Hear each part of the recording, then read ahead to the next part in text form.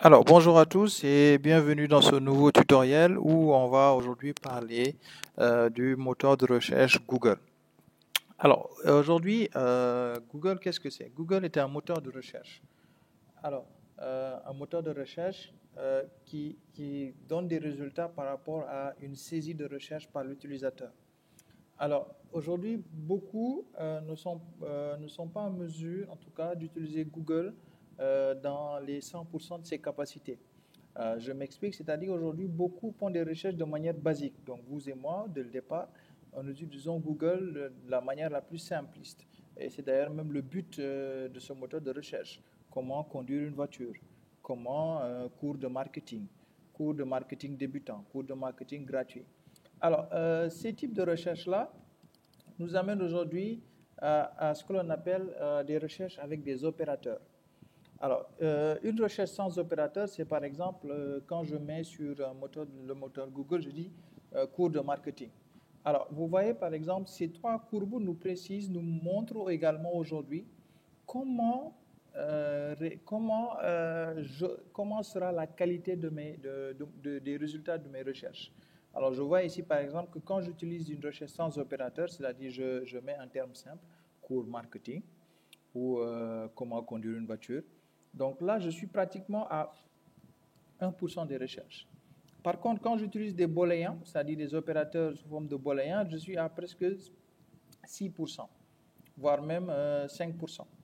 Alors, quand j'utilise par exemple des booléens avancés, là, je suis à 100% carrément de la qualité de recherche. Alors, quand je dis de la qualité de recherche, c'est-à-dire la bonne information, l'information la mieux notée, c'est-à-dire là où on a le plus de résultats favorables. Alors, le but aujourd'hui, c'est de voir comment utiliser ces opérateurs-là.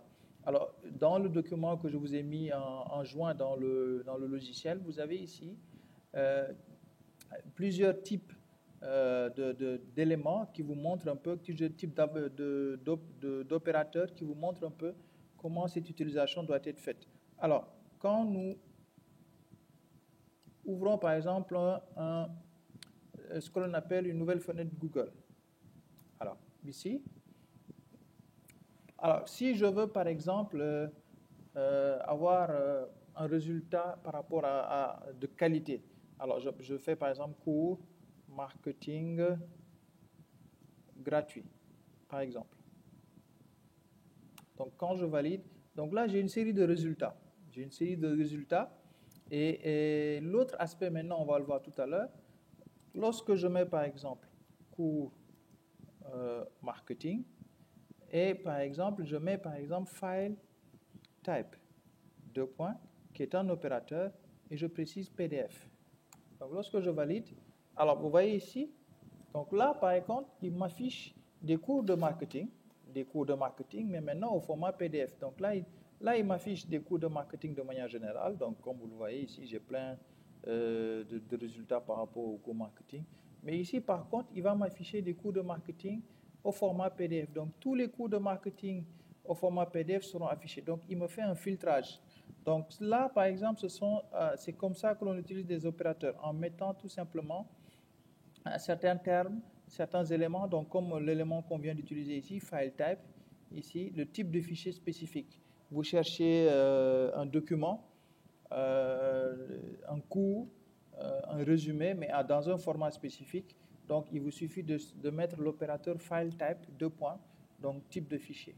Vous avez également link, donc ici, qui renvoie à tous les sites mentionnant le site Michelin.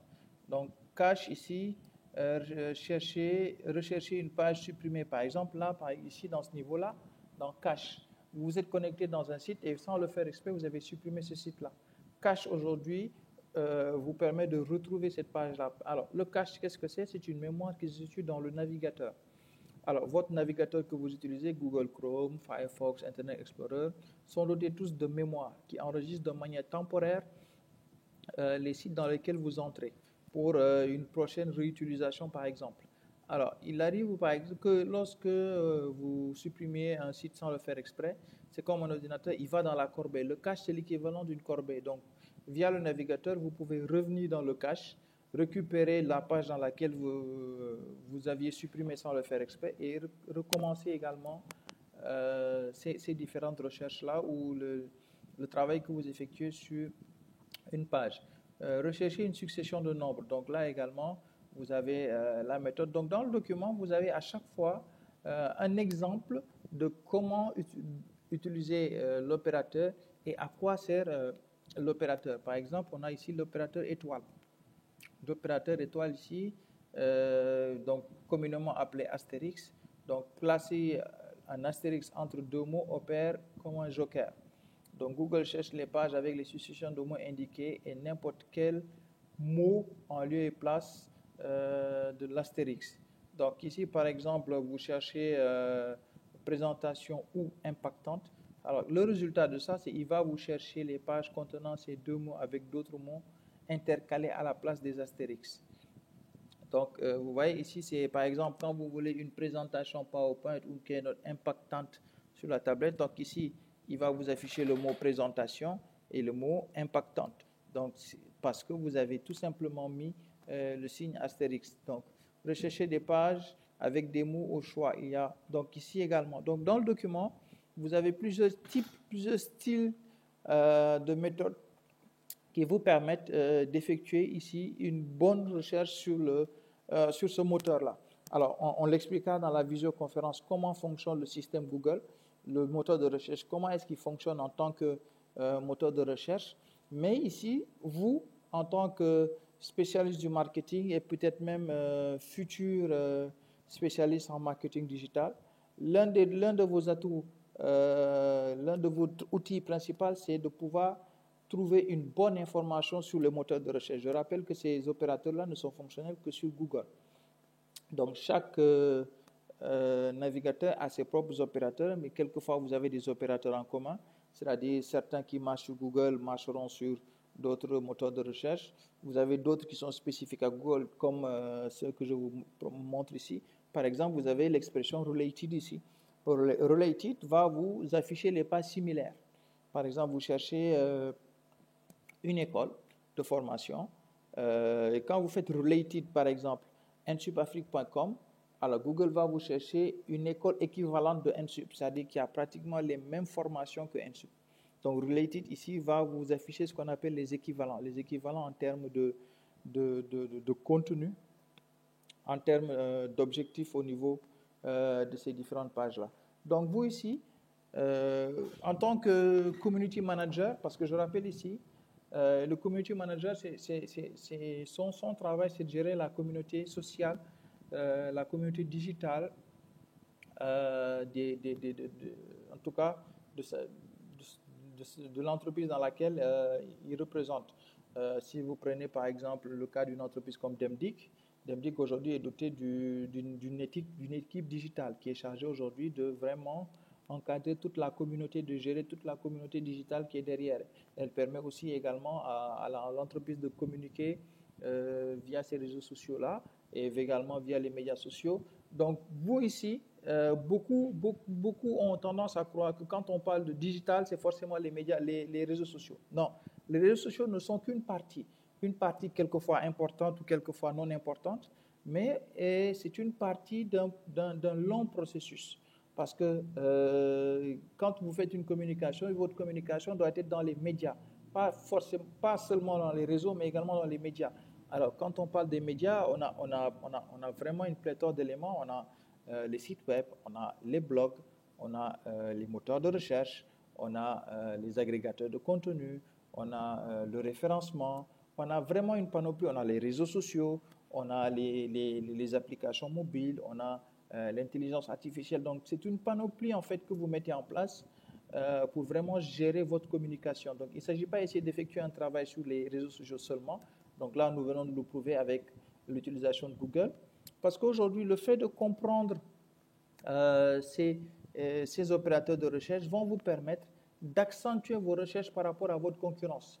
Par exemple, comme on l'a dit dans les vidéos passées, c'est-à-dire, lorsque vous planifiez une campagne pour les médias sociaux, la première chose à faire déjà, c'est de voir un peu ce que pense Internet de votre produit. Et comment le faire? Comment savoir ce qu'Internet pense de mon produit? C'est de faire des recherches adéquates, des recherches précises, des recherches justes. Donc, et cela, vous n'aurez pas ces réponses-là, en tout cas cette qualité de réponse en utilisant l'élément de base de Google, les termes de recherche de base, mais en utilisant ce qu'on appelle ces opérateurs-là. Donc, ces opérateurs aujourd'hui vont vous aider dans la trouvaille de la bonne information, comme vous le voyez dans le schéma. Quand vous utilisez les booléens, les links, les index, les files, les caches, donc automatiquement, la qualité de vos recherches est pratiquement à 100% du moteur de recherche Google, donc par rapport à 100 opérateurs. Donc nous ici, en tout cas, le contenu de cette visio-là, c'est déjà de vous expliquer comment utiliser ces opérateurs-là, donc dans le cas spécifique de votre futur emploi, mais également dans la visio, nous verrons comment fonctionne le moteur de recherche Google, comment est-ce qu'il fonctionne, comment est-ce que Google arrive à nous trouver la bonne information et qu'est-ce qui dit à Google que c'est la bonne information. Donc toutes ces informations, tous ces éléments-là, on va les voir et les approuver lors de la visioconférence que l'on verra, Inch'Allah, en début de semaine prochaine. Je vous remercie.